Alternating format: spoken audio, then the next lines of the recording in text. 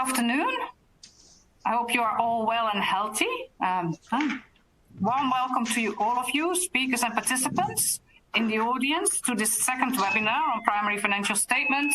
And also this time we have a focus on users.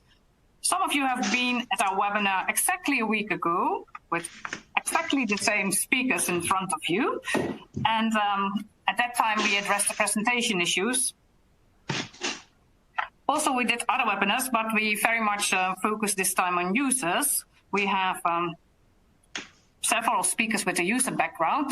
To mention, Nick Anderson is the IASB board member with a user background. We have Hans Buysse, who is on the EFRAG board, also heavily involved in EFFAS. We have an eminent panel of users, Marietta, Miemietz, Stefaan, Genoe, and Peter Malmqvist. They will be further introduced to you by Hans a bit later.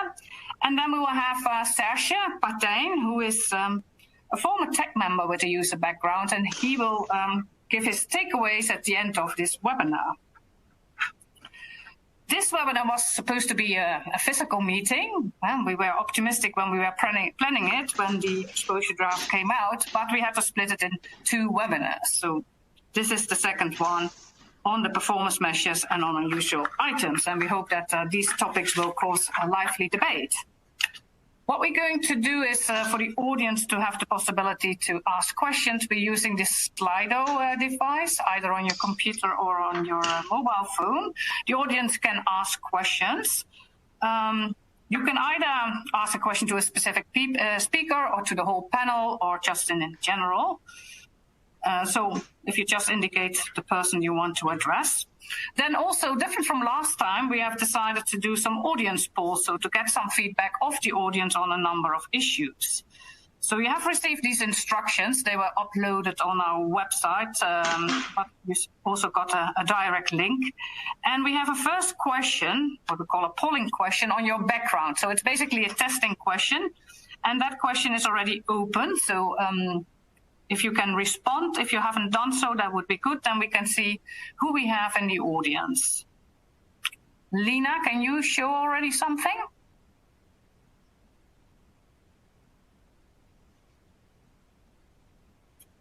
Well, okay. So it's the warming up, so we will have more people hopefully joining. So we see that the accountancy profession is outweighing for the moment the users.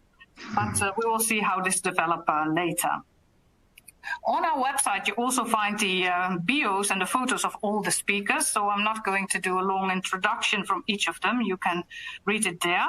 We also have uploaded the slides and the participants list there if you are interested. I suggest we go immediately to our first presentation. That's the presentation by the IASB. And I think it's Nick that takes the floor first. Or is Aida? It's me, Saskia. Okay. So thanks, Saskia. Thanks, Saskia, and good afternoon, everyone. Just as a reminder to those of you who weren't able to join us this time last week, the board's project on primary financial statements is in direct response from the users of financial statements for improvements in performance reporting. In this project, we're looking at improving communication throughout the financial statements, but with a particular focus on the P&L. The three main areas of performance are around more structure and improving the content of the P&L, providing or ensuring that there's sufficiently granular information through better disaggregation, and better information around key non-GAAP measures. There are also a small number of but important targeted changes to the statement of cash flows. So I've covered the next slide, please. During last week's webinar, we discussed the structure of the P&L, the analysis of operating expenses, and targeted improvements to the statement of cash flows. Today, we'll be discussing the remaining topics. And with that, I'll pass over to Aida, who heads our team at the Foundation looking at the PFS project. Aida. Thank you, Nick, and good afternoon, everyone. Good to see you again, for those of you who've joined us last week. So let's take a look at these proposals, starting with proposals for disaggregation, which are on the next slide.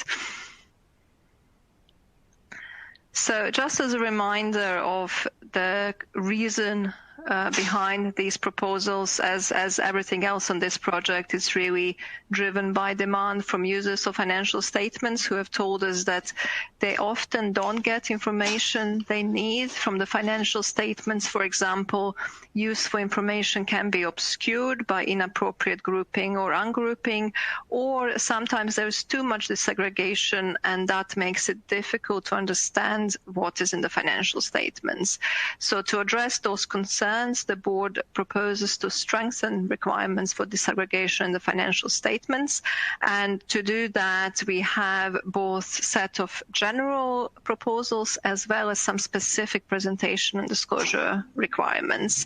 So let's look at these general proposals first, and starting with what you see on the top of the slide here about roles of the primary financial statements and the notes. So the objective of those is, self-explanatory. It is really to help companies decide what information to include in the notes and what information to include in the primary financial statements. And then coupled with that, we also have proposed principles for aggregation and disaggregation. And the objective of these is really to help companies decide how to group and ungroup items in the financial statements in order to provide a set of financial statements that include material information. And just to note that this really applies to everything in the financial statements, so not just primary financial statements, but also the notes.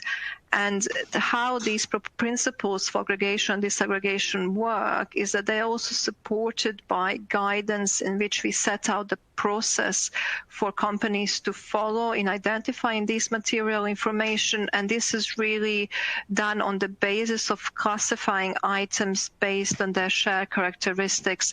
For example, share characteristics could be a shared risks that are being similar or dissimilar, which means that they would be ungrouped. And it is then this basis that provides basis for grouping and presenting information in the financial statements. And then coupled with that, we also have some general proposals addressing what we sometimes describe as problem of other items. And this is, users have told us that often they find items described as other that could look quite big and size without further explanation, and to help, and then they are left wondering what is included in here, should I worry about this? So to help address that, the principles for aggregation and disaggregation include guidance to help companies really assess, is there any more meaningful way that these other items could be grouped and described? And if there isn't, which sometimes there isn't because you just have a huge number of quite different items for which there is no meaningful label, then there is proposed requirement for describing these items. For example, help users address the size and magnitude. So say, identify a description of the single biggest line item included in there and perhaps the amount. So these are what I said, general proposals for disaggregation. And then in addition to that, we have a number of specific proposals either for presentation or for disclosures. And we already discussed a couple of those last week. So the first one is the subtotals themselves in the statement of profit or loss. They improve disaggregation. Then we also discussed proposals for analysis of operating expenses by nature or by function. This is also disaggregation. But in addition to that, we also have a few more items you can see here. The ED includes proposals for some additional minimum line items, and these include a separate presentation of goodwill on the balance sheet, and then also a few line items coming out of proposals for integral and non-integral associate and joint ventures. We discussed those proposals last week. And then finally, the board is also proposing to require all companies to analyze or separately disclose unusual income and expenses in the note. And we have this on the next slide, if we can take a look at that. So just as a reminder of the background for this, again, companies often disclose items that they describe as unusual or non-recurring or a similar label, and users have told us that this is useful information because it helps them predict future cash flows. But they find that the way companies provide this information today varies between companies. It's often not clear why and how items have been identified as unusual. And also, they find that sometimes information is not complete. For example, it's rare today to find income described as unusual. So to address that, the board is proposing to require all companies to identify unusual income and expenses, and is also proposing definition of unusual income and expenses, which you can see here in the top box on the slide. And definition is really geared towards identifying income and expenses with limited predictive value. And the ED goes to describe what is meant with limited predictive value. And it is really forward-looking definition, which is relying on entities assessing whether an item of similar type and amount is expected to recur for several future annual reporting periods.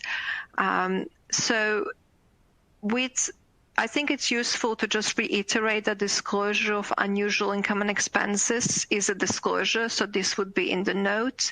There could be some circumstances where these items could be on face, but the board expects them to be rare, so usual information would only be in the note. However, the board has provided a link between information in the primary financial statements and unusual income and expense note by requiring entities to identify in which line item on the face are unusual items included, and also to identify this by nature of expense for companies that provide analysis of operating expenses by function on the face. And this is because of the predictive value of the analysis by nature for users of financial statements.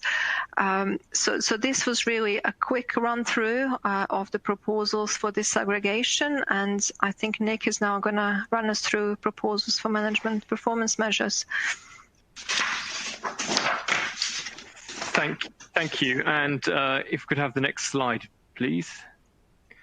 So investors have told us that key non-GAAP measures performance are useful to their analysis, but they say the information sometimes lacks transparency.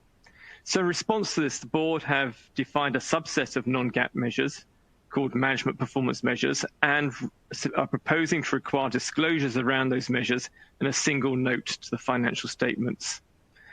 The board's defined MPMs as subtotals of income and expenses that complement IFRS totals or subtotals. Importantly, they communicate management's view of the entity's financial performance. These don't seek to be standardized measures. We want to understand, or users want to understand, how management view and measure the entity's financial performance. The proposals set out in the exposure draft build on the 2015 guidelines from ESMA for alternative performance measures, and they include a reconciliation between the MPM and the most directly comparable subtotal or total specified by IFRS, a description of why the MPM communicates management's view of performance, including an explanation of how it's calculated, but also information about any changes in how the entity calculates its MPMs or which MPMs that it provides. Importantly, the introduction of more subtotals in the P&L that we talked about last time provides anchors for the reconciliation. So these proposals tie together. Why include these in financial statements? Again, this is in response to feedback from users. Investors find it frustrating that finding out the information around these key non-GAAP performance measures is often scattered through a variety of communication channels. For some entities, they can be in a press release. For others, they may be in a results statement. For the third entity, it may be in a presentation deck. So users have told us that there is utility in being able to find this information in a single location, and that it's provided on a consistent basis. Clearly, by putting this information in the financial statements, it'll also be subject to assurance. Our proposals also require entities to provide the income tax and effect on non-controlling interests separately for each item disclosed in the reconciliation. This information, including my own experience, is particularly important to buy-side users. They often choose which of the adjustments a company has made to accept and which to reject. And the only way to do that and see that impact to the bottom line is to understand the tax and NCI effect of each adjusting item. This proposal is being very well received by users. We hear there's some concerns about the cost of that proposal, but clearly any entity providing an adjusted EPS metric or number must have done those calculations and must have the necessary information already. So if I could just have the next slide, please, in terms of what constitutes an MPM. As I said, we're defining MPMs as those key measures of financial performance that are subtotals of income and expenses. And these are highlighted, or examples are highlighted in the box here outlined in green, which aren't already specified by IFRS standards. So to the left of that, you will see a box of measures that are specified by IFRS standards, for instance, profit. Indeed, our new definition of operating profit, and so those wouldn't be MPMs, but adjusted operating profit number would be an MPM. It doesn't include non-financial measures, such as number of subscribers or same-store sales, and it doesn't include measures that aren't subtotals of income and expenses. So it wouldn't include ratios, it wouldn't include balance sheet or cash flow measures. So just to summarize, I think we have one more slide. Our proposals are currently out for comment. We have extended the consultation date, so the comment period now ends on the 30th of September. And at the moment, we're very much in listening mode, wanting to hear the views of all our stakeholders in terms of how they perceive our proposals. So with that, I will end. Thank you very much. Thank you, Nick and Aida, for this presentation and setting the scene for our discussions of today. I forgot to mention that the webinar of last week, you can still see it. It's on the website, so you can just connect to it if you're interested as well to hear about the income statement and the cash flow statement. So I'm now handing over to Chiara del Prete. Chiara is our EFRAG Tech Chairwoman, and she will present the preliminary EFRAG position on the issues addressed by Nick and Aida. Chiara? Thank you, Saskia. Good afternoon to all of you.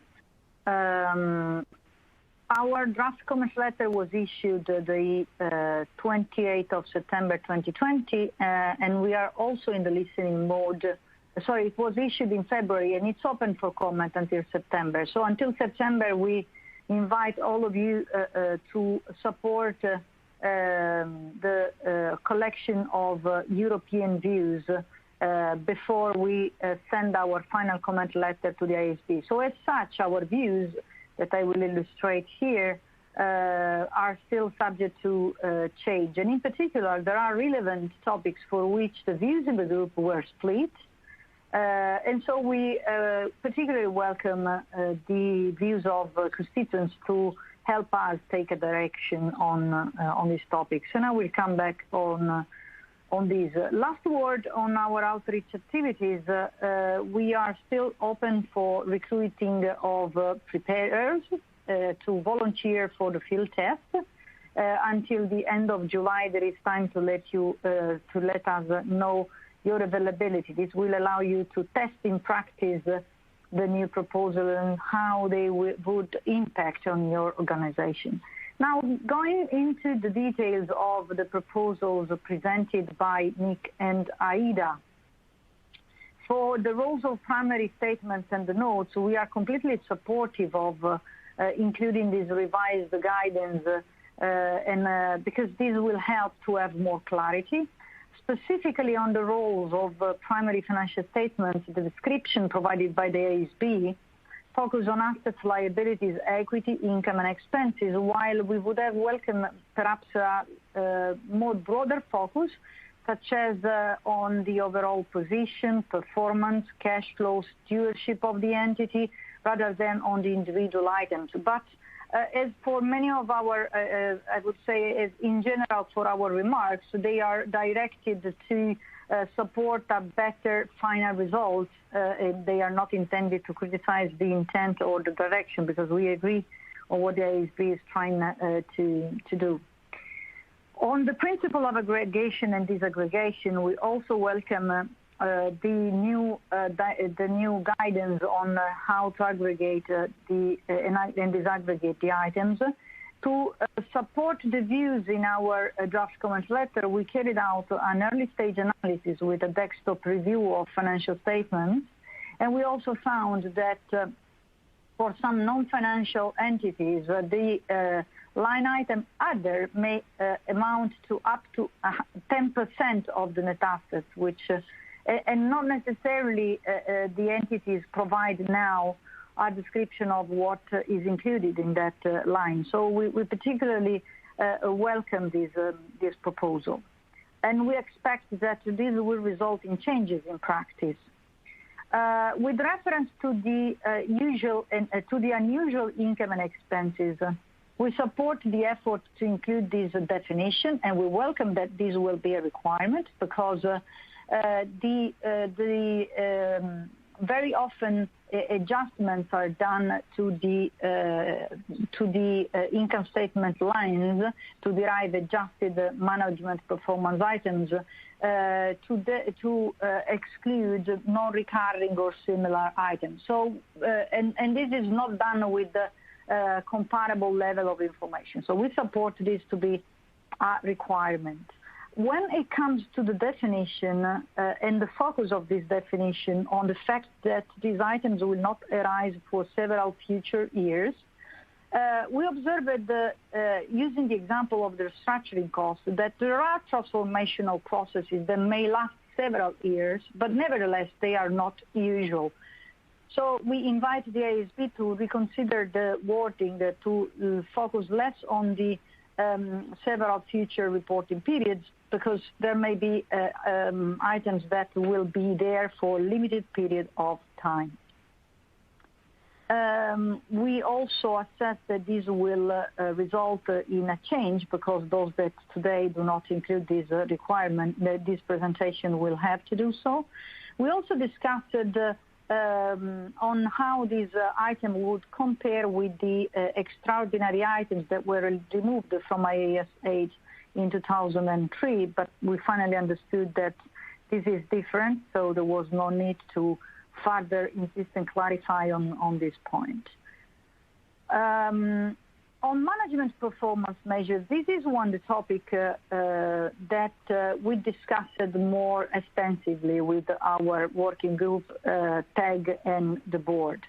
Of course, because also thanks to the experience done with the ESMA requirements in Europe, it is part of the regulatory agenda to solve this issue of lack of transparency and clarity around the use of these managerial performance indicators. So we share the view that the topic is relevant, perhaps more relevant in other jurisdictions than Europe, because we benefit already from the learning curve from ESMA. However, ESMA guidance is a slightly different scope, because it's addressed mainly to indicators that are provided outside the financial statement.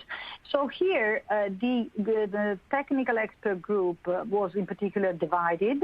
So we have not taken a view whether we support the proposal to include in the financial statement the management performance measure. So we support the definitions, we support the discipline, the use of the reconciliation, but we are consulting our constituents whether the IASB should consider a different and narrower scope, in particular limiting only the need to further disclosure only when entities on a voluntary basis disclose in the notes.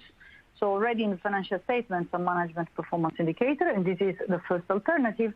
And the second alternative is to include the management performance indicators that are disclosed also in the public communication that is issued together with the results.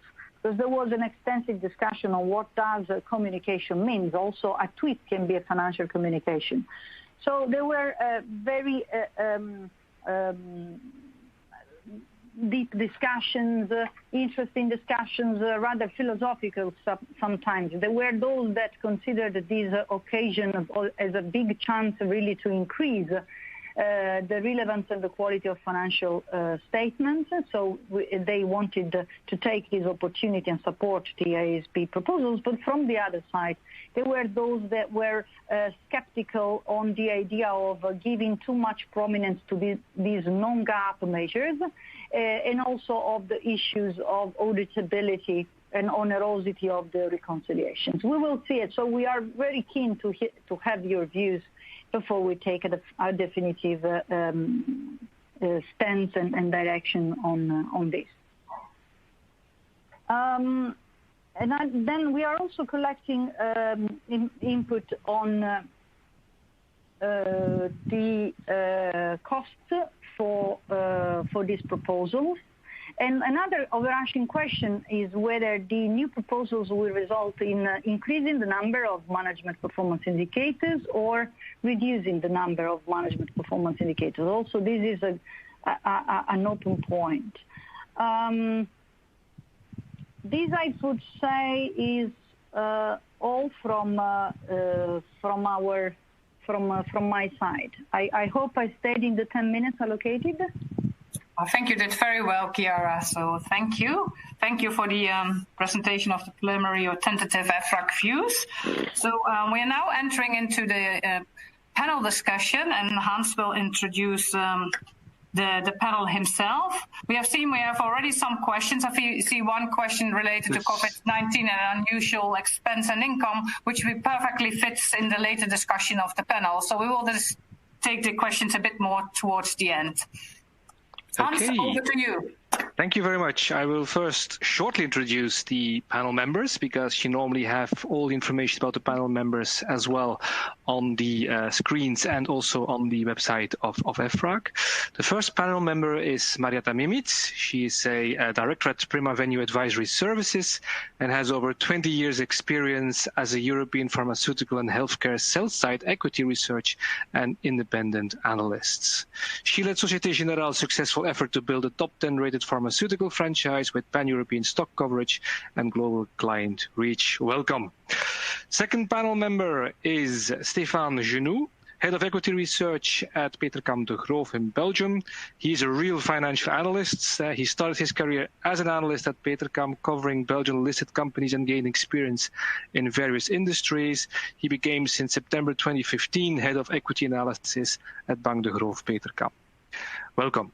Our third panel member is Peter Malmqvist, Head of the Equity Analyst Guide. He is an independent equity analyst and a member of the Board for Accounting Surveillance in Sweden.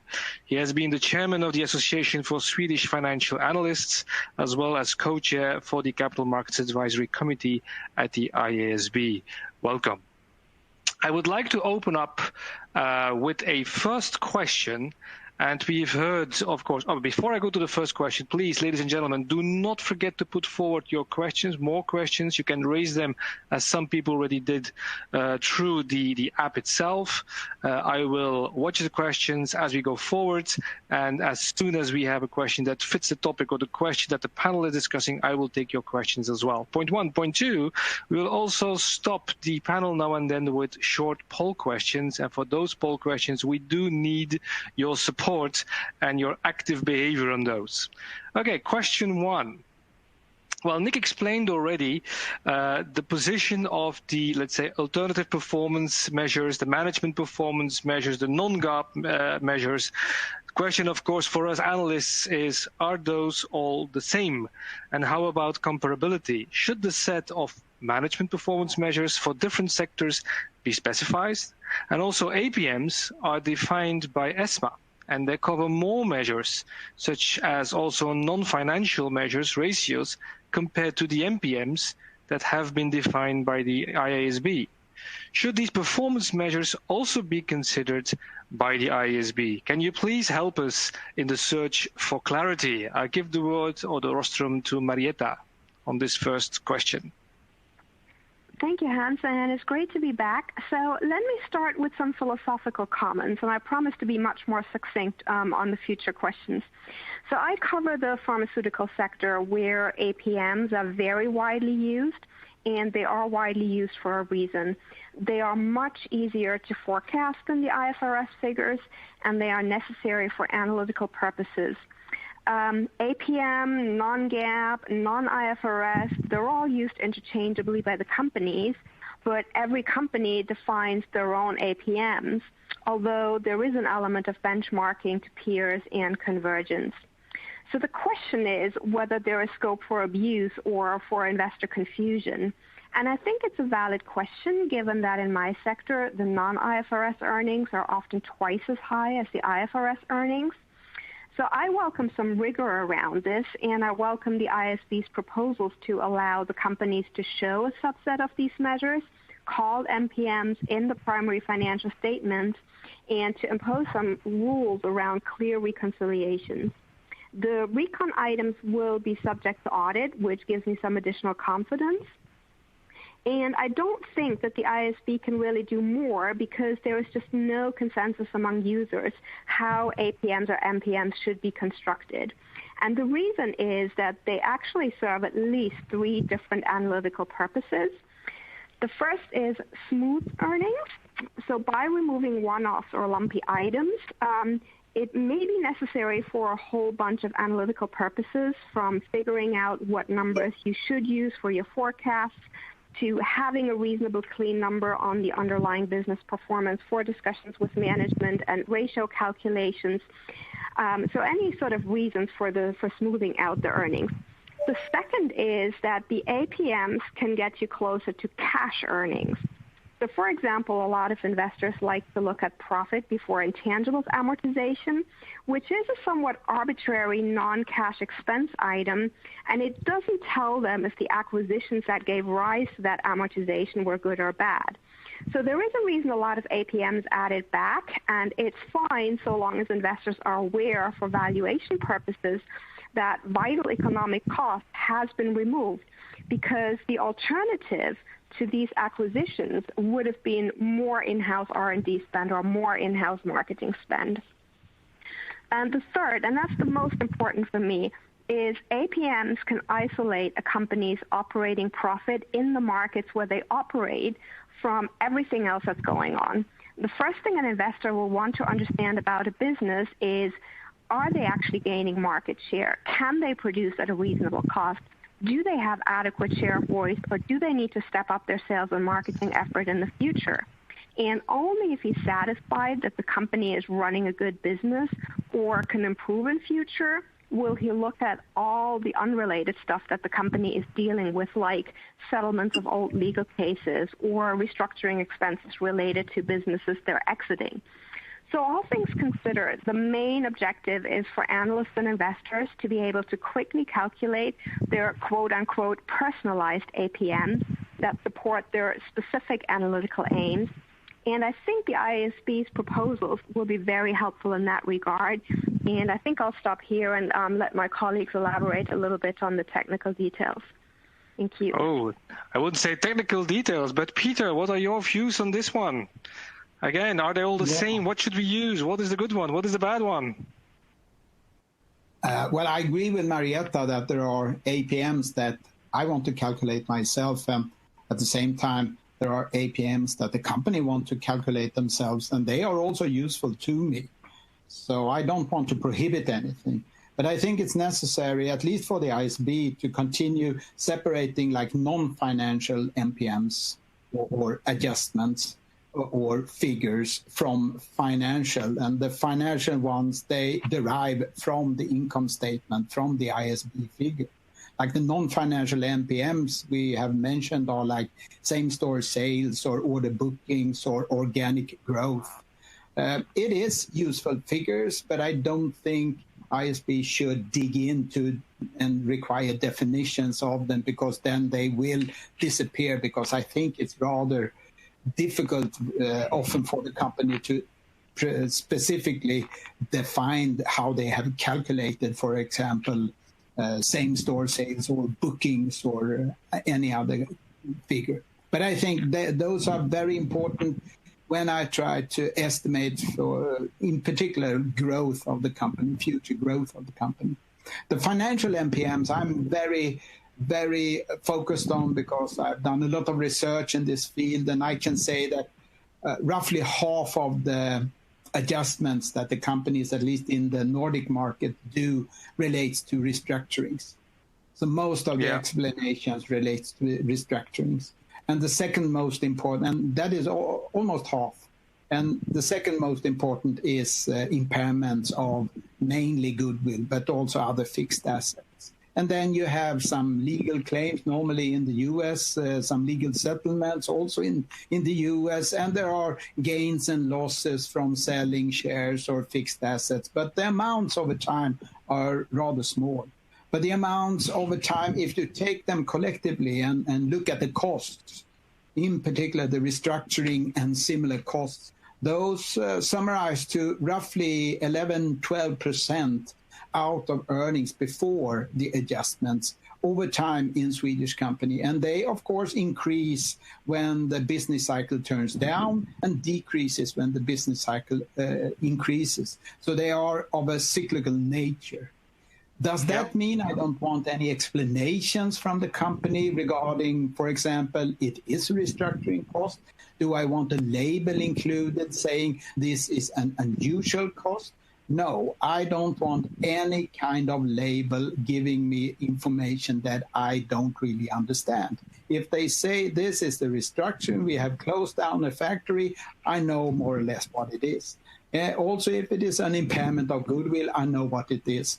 But if you put a collective label on it and put it in, for example, on the face of the income statement, calling it unusual, it will definitely be a net that is very difficult and misleading to me, because it will give the company a tremendous opportunity to smooth out earnings that Marietta talked about. There is a need always to try to present some kind of underlying core earnings. But to me, that is what my job is about, to find that underlying core earnings. The company can give me their view, but I definitely want to have the explanation. And I want to have the explanation of the unusual items very early in the report, very early in the quarterly report. And to me, it should be mandatory to start the quarterly report with an IASB figure like operating earnings or earnings before tax or net earnings, whatever figure that suits the company, but it should be picked from the income statement and then adjusted, and explain to me when you do the adjustments what the adjustments are all about. That would be perfect to me.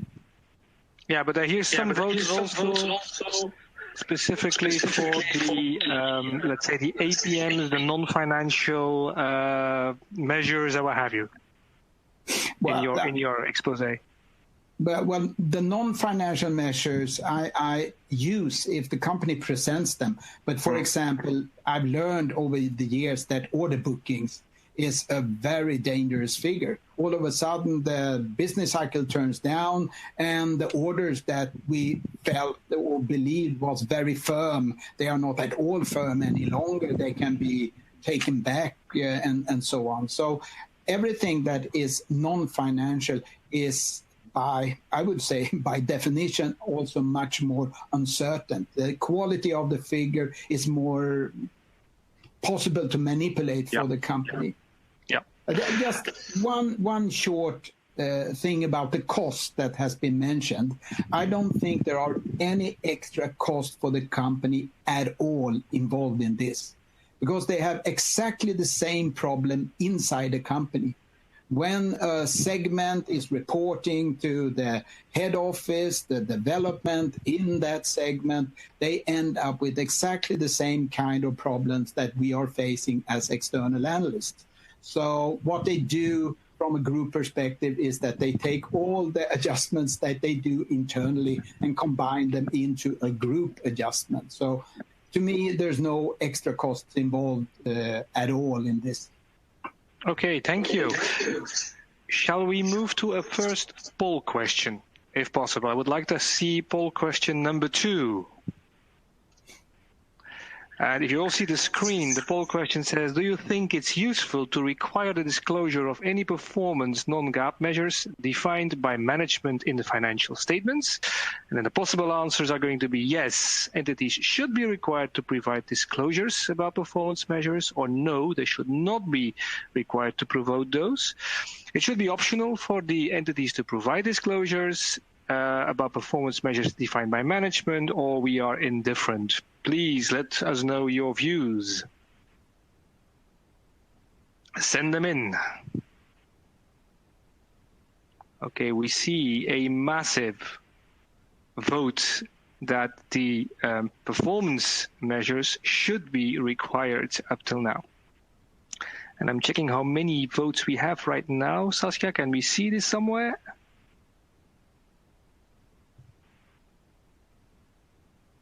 Unmute. No, they're coming in, so perhaps next time we should say already open the question.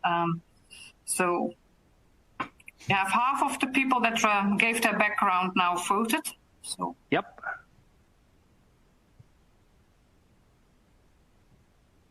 Well, it seems an overwhelming yes.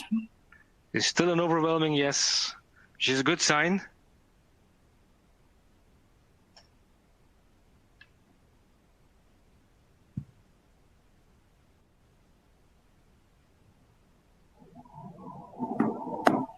Okay. Okay, we have 25 responses, right? And there we have an overwhelming vision that entities should be required to provide disclosures about performance measures defined by management, which is good. Before we move to the second panel question, I'm checking the questions that we got in already. They're not all are fit here, so I will keep some of them a little bit later. But I saw one question, which could be here. Just one sec. Okay, most of them are in there. Okay, I had one question, but maybe that's more towards the IASB people. It was, will gross profit be an MPM? Is one of the questions. And maybe I can ask the panel or two members of IASB what their vision is on that one. Hi, Hans. I'm happy to take that one. Thank you. So and maybe it's helpful to refer our participants to slides. I think it's slide 10 of the presentation. And just to remind, because this slide doesn't actually specifically mention gross profit, so but gross profit is one of those measures that we described as IFRS specified in the exposure draft. So you can see this box of IFRS specified measures that says profit or loss operating profit. So gross profit, this is example. So this is not complete list. So the list includes gross profit and measures like gross profit. So, for example, net interest income for a bank. So these measures would not therefore be considered management performance measures, meaning companies they're not required for some of them to present them like gross profit, but if they present them, they wouldn't have to provide disclosures that MPM proposals would require. Okay, thank you very much. Can I move to our second set of questions? It's 3 questions together. Sorry, you were saying? Sorry, Hans. I thought Marietta wanted to come in. No problem. Marietta, would you like to come in or not on this one? Yes. Thank you. Very briefly, I just wanted to add that I think gross profit is really something that I need to know. And if anything, I mean, most of my companies actually disclose it in the pharmaceutical sector, but I really like more granularity around it. And I think I mentioned that last time as well. In particular, splitting out the production cost versus the royalties being paid to inventors or originators, which can be pretty substantial in my sector. And it can get very confusing if you have a large number of products that have been in-licensed and the actual royalty rates have never been disclosed. So this is one where I think the more granularity, the better. Thank you. Yeah, okay. Thank you. On the second part of the question, so the 3 questions, we have already touched briefly upon several of them, but I will repeat them and try to synthesize them. I hope that we get a uniform answer there. So what are the critical disclosures for investors to obtain on MPMs. And I mean, does it cause problems for users that the most popular MPAs are excluded from the scope of disclosures? Based on your understanding of the IASB proposals, do you believe that these MPMs are well addressed, or do you have further suggestions? And the proposal do not specify how many MPMs should be disclosed, but how many should we disclose? I would like to add to that one, should the IASB consider presentation of net debt, working capital, or other popular balance sheet measures as well? I would like to give the floor to Stefaan on this one. Stefaan, are you on mute? Yes, thank you, Hans. That should be better. Okay, super. So important item, of course, with the in this respect is that we often hear or see companies write adjusted profit, adjusted EBITDA. It's always the terminology of adjusted that is coming back. So I think a very important point on the disclosures is, of course, to be able to reconcile between the IFRS numbers and the number that is highlighted by the company, the management performance measures that is highlighted. So I think reconciliation is very important. Also to know the levels in the P&L where the reconciliation is having an impact on. And what's also important, I think, here is that we're talking a lot about P&L items here, but for a net debt gives evolution, for example, gives you an indication of how the free cash flow generation has been. So I think considering non-P&L items can also be important for certain companies. And then it's important to get the right definition. Disclosure on the right definition again. And from time to time, probably ex ante and not ex post. For example, what I've seen is new CEOs at companies highlighting a strategic plan and the main management performance measure, for example, being adjusted EBITDA.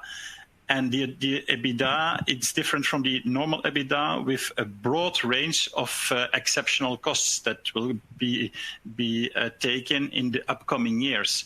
So if there is no upfront definition of these costs, it gives a lot of flexibility for management to allocate costs and to, let's say, manage the adjusted EBITDA going forward. So it's not only an ex post definition that's important, but also ex ante looking at it might be important. In order to enhance comparability, for instance. Indeed, yeah.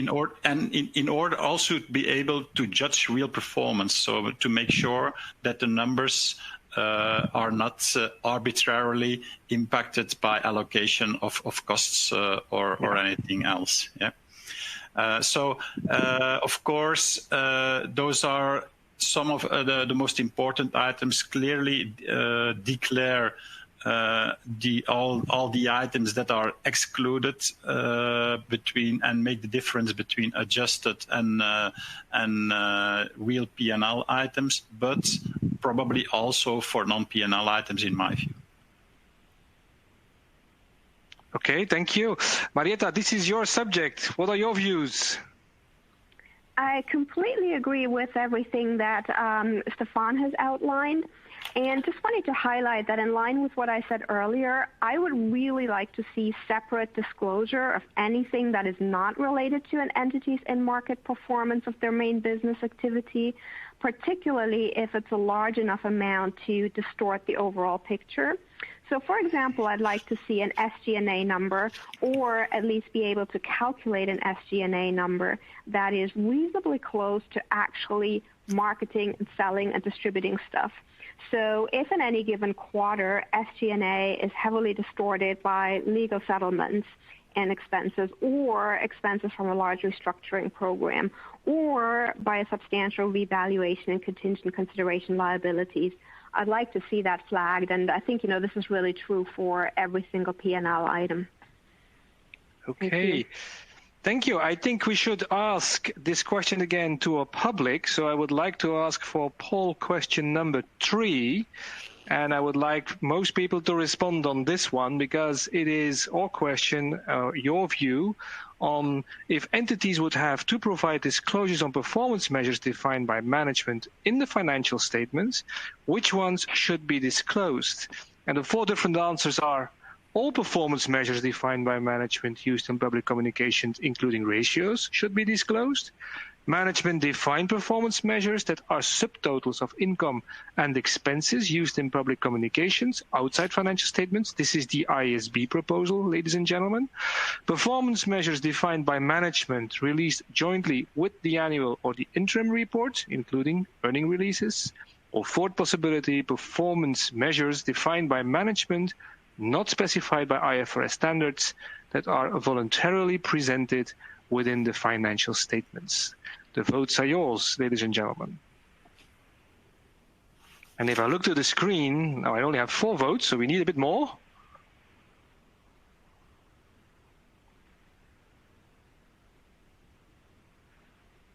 The first answers were the typical analyst answers. I would give them as well. I want everything that is possible to be there. And then I see suddenly a rise of the IASB proposal. And I think we are going to, oh, we're changing again. Go ahead, ladies and gentlemen.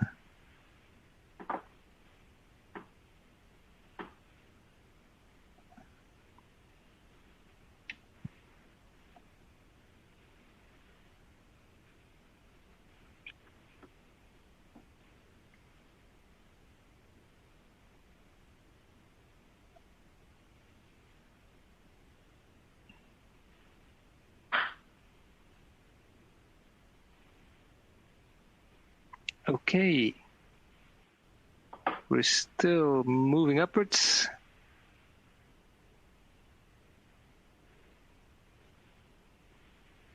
Yeah, I think we're there. So no, we're not there yet. Another move. So I think the winning part is still that all performance measures defined by management used in public financial statements should be disclosed, is what I understand here, including the ratios.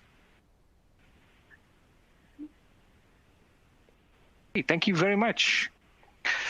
I will move to our third block of questions. That is as follows. I will be maybe a little bit shorter on that because we need to reserve some time because I have many questions about our fourth topic, also put in by the public. But let's have a look to topic 3. That is, under the proposals that we've received from the IASB, will companies be able to present a management performance measure on the face of the income statements? MPMs are subtotals of IFRS measures. If they can fit in the new P&L structure, should they be obligatory or voluntarily presented on the face of the income statement? Or otherwise, is it important to obligatorily present IFRS measures or subtotals adjusted for unusual items, extraordinary items? The extraordinary is question number 4. Peter, what are your views? Should they be on the face of the income statement? No, I don't want to have them on the face of the income statement because that means that you have to label them a one-liner like unusual items. And immediately when that happens, you will have something that probably will end up with some kind of earnings figure excluding unusual items. And when you have that, that will end up in newspapers, in news organizations and everywhere. So I don't want to have smoothed earnings figures being spread around in the media immediately when a quarterly report arrives. So I'm definitely not at all in favor of having them on the face of the income statement. Then, of course, if you want to put in an EBITDA when you have a cost structure by nature, that's fine with me. That is not what I'm talking about. Neither gross profit when you have defined it by functions. But I don't want a line saying unusual items and then most likely some kind of earnings figure after that, or before that saying this is the earnings before unusual items. That I don't want. Okay. Stefaan, your reactions on this one?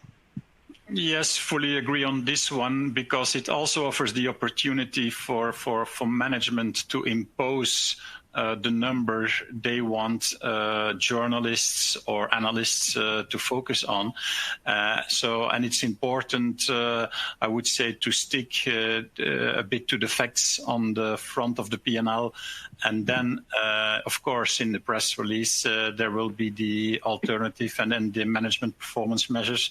But those should be explained, of course, clearly in the communication separately, and also on a consistent basis. So I think it's much more important to have a consistent and clear disclosure rather than having to then present them on the face of the income statement, so that analysts and journalists still do their homework, I would say. Okay, thank you very much, Stefaan. We will move. We have heard on a number of times the terms unusual items, and I've received a lot of questions on those unusual items. But I would like, before we go back to the panel, to launch poll 4 and after that poll 5, because those two polls are literally looking at those unusual items.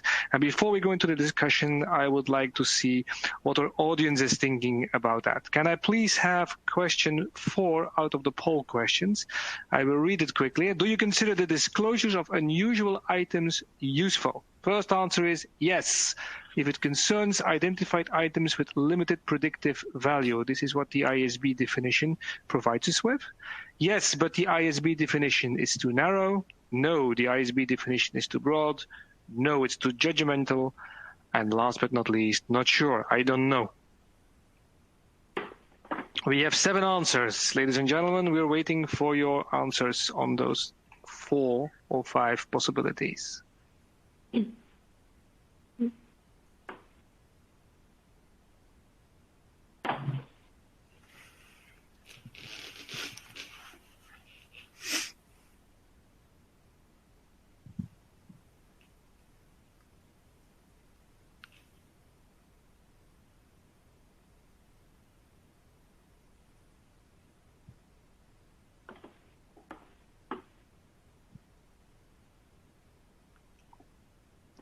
I think we're coming to a stop more or less. So what we understand here is that most people out of the audience think that the answer is that the unusual items are indeed very useful, but that the IASB definition is still too narrow. However, we also have 35% that agrees completely with the IASB approach. So yes, we define or we find those unusual items disclosures useful with the limited, just one second, yes, if it concerns, so it's jumping around.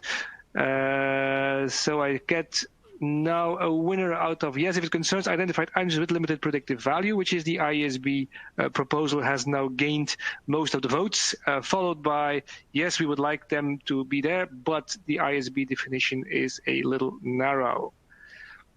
Thank you. And I would like to have, if possible, the question 5 poll, which is still on the same topic, but now we look at it from the other side. And that question should be, I still have question 4 on the screen. I would need question 5. Yes. Unusual items and extraordinary items, are they the same? We will get back to that during the discussion, but the possible answers here are yes, they have the same definitions in the exposure draft. Yes, they have the same definition.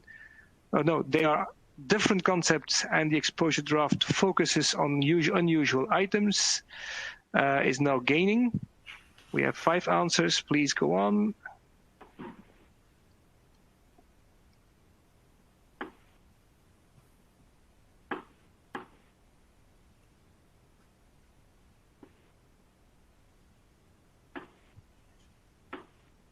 We need some more answers before I dare to draw any conclusion.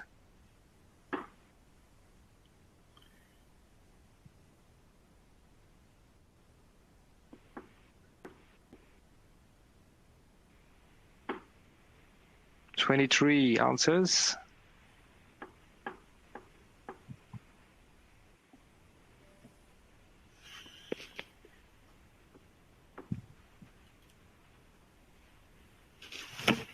Okay, so what do we see? We see that unusual and extraordinary items by our public are regarded as being different concepts, and the exposure draft focuses on unusual items, but we also have 35% of the audience saying yes, they are very similar or even basically the same. Thank you very much. So it means we go to question 4 to the panel. And the question is, how have unusual items been defined? Has this proposed definition struck the right balance, yes or not? What are the differences between unusual items and extraordinary items? And should companies be allowed to present unusual items on the face of the statement of profit or loss, is then the second question under this topic. I would like to give the word first to Marietta on this one. Marietta. Thank you, Hans. The first thing I'd say is that we shouldn't get too hung up on semantics. I'm not a historian trying to find the best words to describe the past. I'm an analyst trying to forecast future profits and cash flows using past financial results as one of many inputs. And for me, the main thing is that lumpy items are flagged consistently and reliably. I'm a little nervous that any desperate efforts to define words such as extraordinary or unusual items actually work against that goal, and I think that was very much reflected in the poll we had earlier. For example, my companies are always restructuring, but restructuring expense can vary from a couple $100 million in one year to a couple billion in another year, and depending on where they're at in terms of the formal programs they're executing. So what I would like to see is the restructuring expense spec'd out every year so that I can track the company's progress on the restructuring and also analyze their cost structure before all these restructuring expenses. And my concern with the definition of unusual is that a company will say, okay, we're executing a 3-year restructuring program. The bulk of the money will be spent in years 1 and 2. And the spend in those years, especially in year 1, will be considered usual because there will be additional spend in the following year, and we will only consider the restructuring expense in the final year as unusual, and only if by then we haven't come up with a new restructuring program that will lead to high spending in year 4. And so as an analyst, I see the restructuring expense only flagged in those years where it's actually low because the program is winding down, but I actually need it more in those years when it's high.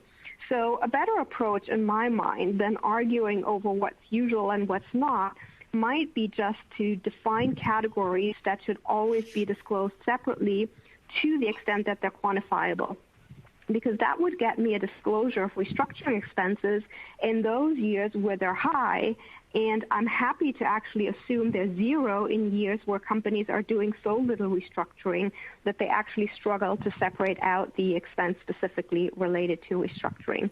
So that was just one example, and I'll stop here, but I think there are many, many more examples like that. Thank you. Okay, thank you, Marietta. Stefaan, your views on the unusual items and their definitions. Yes, perhaps as an immediate follow-up to the previous answer, you could also have companies, for example, that have a very good underlying or a very good year in terms of profitability, and therefore in that year they might not even disclose relatively big amounts of restructuring charges. Yeah, so even if they don't disclose it, there might be some, and that will make the comparison with the next year very, very, very difficult if the company publishes results the year after.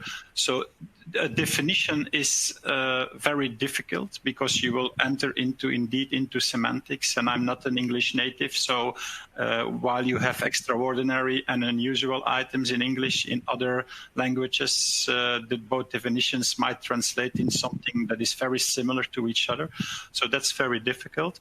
So I think it's crucial also here for the companies to explain extraordinary items and unusual items. And I do not want to jump to the Q&A yet, but there will be a question on COVID-19. But we could ask the question, is COVID-19 unusual? Yeah. But it's just part of business, and companies have to live with it. So do you separate it out, yes or no? And it's very difficult. Companies can give indications, but really making it, defining it in a real definition is very difficult. And perhaps another item, you have industries that are in transition, where you have scaling down of businesses, where there is disruption and companies have to restructure and invest in other businesses. But I would say that's also part of life, of course, and going to filter those different items out is a very risky and subjective task. So how should unusual items be defined, or extraordinary items? It's very difficult. But again, then the disclosure by the company is, I think, key, that we get consistent and continuous disclosure. Yeah, I fully agree. Peter, your views? Well, more or less the same as the two previous excellent speakers. I may add that I think what we talked about 8-10 years ago was something that we refer to as items affecting comparability. And that is, to me, what it's all about. And I think also both Stefaan and Marietta is on the same track here. I mean, we need information about these lump sum of stuff that shows up normally with a negative sign from time to time. Trying to label them as unusual or extraordinary, I think, doesn't help. I think, for example, if I'm dealing with a quarterly report, the level or the threshold for what is items affecting comparability is much lower than if I'm looking at a full year result, for example. And also when I have a quarterly report, the first quarter may include the Easter holiday, then the next year the second quarter includes the Easter holiday and some less days to invoice on. I'm interested in that kind of information, but it's definitely not extraordinary. It's not even unusual, but it is items that affect my comparability between the quarters. So I think items affecting comparability, that is my guiding star when I try to handle this. And also, if I may take an interesting example of the difficulties also relating to Marietta, we have this Swedish UK pharmaceutical company called AstraZeneca. And I think each quarter the last 5-6 years, they have presented substantial adjustments of the IFRS number, ending up with what they have referred to as core earnings that I know analysts are using, but what they do is that they present what kind of adjustments have they done. I think it's kind of strange that the company can have adjustments over 6 years each quarter, but it doesn't disturb me, and the information may actually definitely help me to analyze the company. So more the explanation than having the right tag on unusual or extraordinary. Okay, thank you very much, Peter. We are going to start with the questions that are received. And since I have a number of questions on COVID-19 and a number of questions on unusual items, what I would like to propose is those questions will be addressed to both the panel members, but also to the members present of the IASB. So maybe we can check what the panel members have to say first, and then per question I will each time check what the point of views are of the IASB, if that is okay. Okay, the question that has the biggest popularity is the following one. It says, by COVID-19, many companies will decrease sales and profits. Is this fluctuation treated or to be treated as unusual income and expense? I propose first the panel members and then Nico Aida. Panel members, what are your views? Can I start, Peter? Of course you can. Go ahead. Yeah. I like to give you an example, and that is the clothing company, the apparel company H&M, Hennes & Mauritz. Yep. For 2 months almost, 75% of their sales have been locked down. It's down to zero for 75% of their normal sales. I mean, what their second quarter report is all about is trying to explain how they have been affected. They will, for the first time in 30 years, present a substantial loss. So trying to refer this as unusual, extraordinary, or whatever label we would like to put on it is just a waste of time. Give us the explanation. Try to elaborate on what will happen in the future, if you dare. But it will be a combined part of the explanation of the business and nothing extraordinary. Although we hope, of course, this lockdown experience is very extraordinary. I hope so too. Marietta, would you like to add something on this one? Yes, I really wholeheartedly hope that the answer to the question from the audience member is no. In other words, that we're not going to see any adjustments for COVID. And what I would say very philosophically again is that any business, even in their core operation, can face all sorts of headwinds or can benefit from windfalls. And the underlying result is never fully in their control. So you can have, let's say, a ski resort in a year when it doesn't snow, or an ice cream parlor in a cold summer, and they're just not going to sell much. Or you can have an earthquake somewhere disrupting supply chains and decreasing demand temporarily for some products, increasing demand for other products. And whenever these things happen, the companies never, ever try to calculate what the sales would have been without the disruption. And you actually can't do that because you have to invent a completely new scenario. So I don't think it is allowable to spec out any sort of unusual items from COVID or try to recalculate, a better result, what it would have looked like without COVID. I think it's perfectly fine for management to try to quantify the impact as best as possible and to give their view as to how the business would have developed without COVID, but not to actually put any of that into the financial statements. And very interestingly, in the quarterly calls that we had where we tried to press management on the exact impact of the stocking, let's say, they've seen from COVID in Q1 that they're expecting to disappear in Q2, they're really struggling to put any numbers on that. So I think that's another reason why it should just be in the verbal commentary and not in the financial statements. Yeah, okay, thank you. Stefaan, your views? Or additional views? Little to add to the previous comments, of course, but I think in this case, if companies would try to capture the COVID impact in one number, it would probably create more uncertainty and less clarity because you don't know what's included and what is included yes and what is included no. So I think here it's typically a case where you want to give the subjective color get a subjective color from management, the comments that are important, but unable to capture it in one amount, I would say. Yeah, I would like to refer to Nick or to Aida and add maybe the second question, which is certainly also for you guys. It's on the same topic, but here it says, just wait one sec, will C19 impacts be relevant when new IFRS are implemented? But it's in the same direction as the previous question. Nick or Aida? Thanks, Hans. So I think the second question is spot on because just to remind everyone that this is exposure draft and we can comment how proposals would apply today, but these are proposals, so this is not currently in the standard. And I think it's useful to note, and I think reinforcing what Marietta has said, is unusual income and expense definition applies to recognized income and expenses, so only items that are already in the financial statement. So there's no way you could say a revenue that was never there, never recognized, is somehow captured by this definition. That just does not work.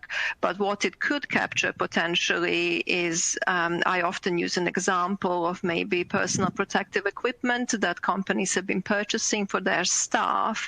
But this would very much depend, I think, Stefaan, you made this point, on companies' assessment, because remember, definition of unusual depends on your assessment of the future and whether this is reasonably expected to recur in several future reporting periods. And I think to Marietta's point that management simply doesn't know now, that there is such uncertainty that actually this crisis might continue for several future annual reporting period, and therefore I have no reasonable basis to say that this will not recur. So even items like those might not meet the definition.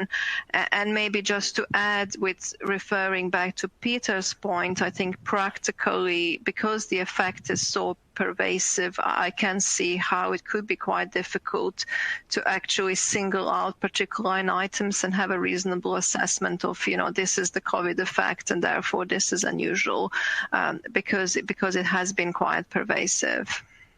Okay, so I will move to the next question. Thank you very much, Aida.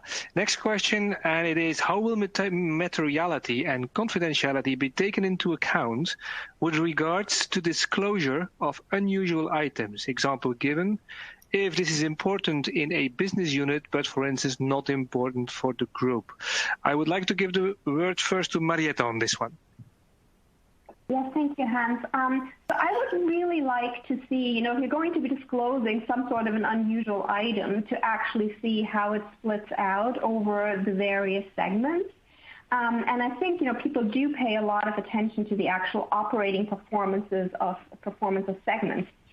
So if that can be heavily distorted by an unusual item, I think it should be disclosed. I don't necessarily think, if something is really not material or is very confidential, that you need to actually spec out in a lot of detail the nature of each of the exceptional or unusual items. So if let's say you have 200 million in total, and 150 million are from Division A, and then you have maybe 40 million from Division B and 10 million from Division C, then in Division C it's just enough to tell me there was an exceptional item of 10 million. I don't necessarily dig into the details of that then. But if the numbers somehow don't add up, or if there's any confusion as to where the unusual items sit or where they're coming from, I think that really has the potential to confuse investors and analysts and create a lot of nervousness and trust issues. So I really don't recommend, being cagey about any one item. If worst case, I would really clarify with lawyers what you do and don't want to say about it. But definitely I wouldn't try to hide it. So I hope that helps. Thank you very much. I'm quickly checking if anybody, because I'm aware of the time, we're already 6:15. Would anybody like to add something to this question, or from the panel or from the IASB? Panel first, any reactions? No, we're good there. Nick, any reactions? Yes, so just briefly to remind everyone that materiality is a pervasive concept that runs through all of our requirements. And it's not just about the size of the item, it's about the nature of the item and whether items would reasonably be expected to affect the decision of a user. So it's through the eyes of the user and its size and amount. So materiality applies to unusual items as it does to anything else within our requirements. I think that's important to remember. Secondly, just one specific on restructuring expenses. We've talked a lot about that already. There is a requirement within our existing requirements for those to be disclosed under I-37. So that information should be there and available. Okay. Super. Thank you. I will need to go to the last question because of the timing, but I see that the question is also supported by different people. Companies often disclose performance measures based on items in the cash flow statement. Example given, CapEx, free cash flow. Stefaan has already talked about that. Why aren't those considered as part of the MPMs? I get the impression this is a question towards the IASB, right? So, yeah, I'm happy to respond to that. And I think that there are a couple of answers here. And we've seen some of this already, and we've seen some of this in the discussion at EFRAG's technical experts group, that the introduction of these disclosures around MPMs is controversial for some. And so you could argue that we are taking a small step into this space already. But there's a question, where does a profit measure become a cash flow measure? Many of the adjustments made to profit measures are measures which are cash flows. Marietta has illustrated the amortization of certain intangibles earlier as a common adjustment that effectively is bringing profit closer to cash flow. I think what's important with the cash flow statement, and we do, as I said in the last webinar, have further work to cash flow statement, is that if the individual line items are clearly outlined, it's clear whatever those definitions are, it's actually quite straightforward to rearrange those amounts yourself, I think, to come up with your definition of free cash flow. And I'd finally say on that, free cash flow, for instance, required some judgment as a measure. What is the underlying level of capex for an entity? Is it what they spent last year when they had the big plant built, or is it what they spent in the previous 3 years or the next 3 years? And so I'm not sure they so easily apply to cash flow measures in that respect, where an element of judgment is required. But let's see how we get on with MPMs as we've defined them today, and perhaps reconsider through requests from future agenda consultations. Thank you very much, Nick. Any last reactions from the panel members on this question? Well, I tend to agree in a sense that, of course, we look at cash flow, free cash flow, first and foremost for making our valuations. So in that sense, I think in the future it should be considered, indeed. But as a first step, there are a lot of interpretations already in the current proposals. Also on CAPEX, you can have accrued CAPEX, cash CAPEX, so there can be a lot of different items impacting cash flow. So I think for the future, certainly a consideration, but in a first stage, starting from P&L items will make it much more easy. Yeah. Thank you very much. I have one question, still a short one, specifically addressed to the IASB panelists. It's a little bit a separate question, but I'm going to risk it anyway. Are you not getting a sense that a general consensus is that providing operational expenses by nature will be the most useful and so required? It's a little bit out of the rest of the questions. Aida or Nick, would you like to give that an answer to? Sure. So we're still working through the consultation period. We're still waiting comment letters, and we're still taking outreach from events such as this. I would say that there is a strong sense from many users of financial statements that reporting by nature is very helpful. I'm not sure I'd go so far as to say it's a consensus yet. Okay. Thank you very much. I will, in seeing the time moving quickly, give the word to Serge Pattyn. Serge is also a real analyst, has been for years a very active EFRAG Tech member, and has the difficult task to give us the wrap-up of the discussions that we had today. Serge, the floor is yours. I'll do my best, Hans. Quite a lively discussion. I would like to start with the way Nick started. He repeated what he already said last week. All this is done for the users. So that's an interesting one because, as said last week, the users wanted more structure, more granular information, etc., etc. So that's why this is a very important project for the users of financial statements. On the non-GAAP measures, I think there's quite some consensus amongst the panel. They are useful, and Marietta said, I need them. Makes life easier when I have to forecast cash flows. Of course, MPMs are sometimes used for marketing reasons or abused to smoothen earnings, but nonetheless, MPMs are helpful. And Peter answered along the same lines. He said, well, I don't prohibit the entities to come up with MPMs or non-GAAP measures. I have my own non-GAAPs and measures, and the entities have their own non-GAAP measures.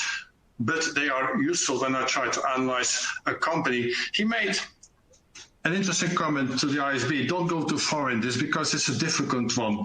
And I tend to agree with him. I'll come back to that later.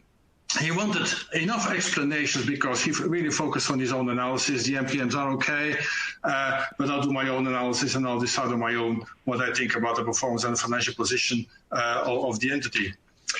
With regard to the disclosures on MPM, Stefaan came up with a few very interesting ideas. He said, I want a reconciliation. I want to be able to link the MPM with the IFRS numbers. I agree with him, and he said, why don't you have MPMs on balance sheet level and free cash flow and cash flow statement level? And he referred to free cash flow. It came a little bit as a surprise also to me that the MPMs are explicitly referring to the P&L, and I think the IASB could do some more work there. Another interesting comment from his side was, I want a definition, because companies might play around with the definitions of EBITDA and what adjustments precisely are. So that is one to take into account going forward. On MPMs, I was pretty happy that the panel strongly believed in the IFRS numbers because they don't want to see those MPMs on the face of the primary financial statements, on the P&L, let's say. And Stefaan came up with an interesting idea. As soon as you allow those MPMs to be used in the P&L, it will allow the entities to push forward certain adjusted numbers, and people would focus on those numbers. No, he said the P&L is a P&L, it's an IFRS-based statement. They can do whatever they want with the MPMs in the press release and the management commentary, and we'll deal with that. But the P&L, and I would add to that the cash flow statement and the balance sheet should remain IFRS-based. The discussion on the unusual items was a difficult one, I must say. I have the impression that the panel was struggling with the idea of these unusual items. Marietta clearly explained how complex it can be in practice to deal with unusual items. Stefaan warned with the aspect of comparability, and indeed, if you have a good year, things tend to be ordinary or not unusual. When you have a bad year, all of a sudden you come up with all kinds of unusual items that you want to put to communicate to the public. In practice, adjusted numbers are always way better than the IFRS numbers. So how to deal with that in practice? So that makes the discussion quite difficult. And Peter on this one agreed with that, and indeed the discussion on COVID-19 just made clear how difficult it is to integrate this concept of unusual items into the IFRS framework. EFRAG said, for the time being, EFRAG says that the definition of the discussion on unusual items will reduce diversity in practice. 3 question marks behind that. I'm absolutely not clear on this. The proposals of the IASB from my perspective are very credible, but it's a difficult one. Because all in all, I think with MPMs and with unusual items, we're trying to bridge 2 worlds here. The user perspective, I'll do my own analysis.